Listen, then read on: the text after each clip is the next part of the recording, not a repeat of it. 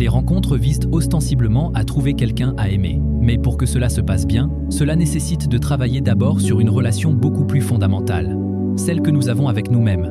Nous ne réussirons pas dans les rencontres, ni en amour, si nous n'avons pas une perspective saine de notre propre nature. Les rencontres représentent l'ultime test de notre pouvoir de discernement et de notre estime de soi. Apprendre à s'aimer signifie que nous ne serons pas en mesure de déterminer qui est bon et qui vaut notre investissement tant que nous ne sommes pas fermement de notre propre côté. Nous devons surmonter notre méfiance envers nous-mêmes pour être sûrs de ce que nous méritons. Une saine estime de notre valeur nous permet de juger correctement qui pourrait récompenser adéquatement notre présence et d'éviter de désespérer face au rejet inévitable.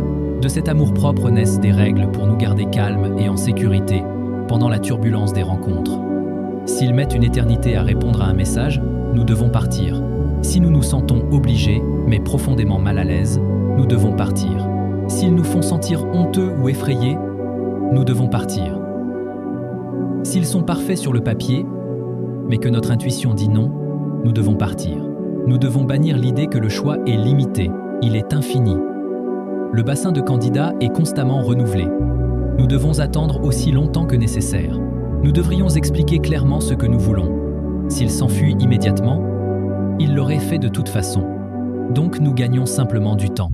Nous devrions essayer de ne pas nous détourner des gens qui menacent d'être gentils avec nous. Et nous devrions nous efforcer de ne pas tomber amoureux immédiatement de ceux qui nous ignorent.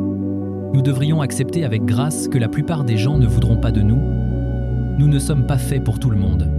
Et nous ne voulons pas non plus de la plupart des gens.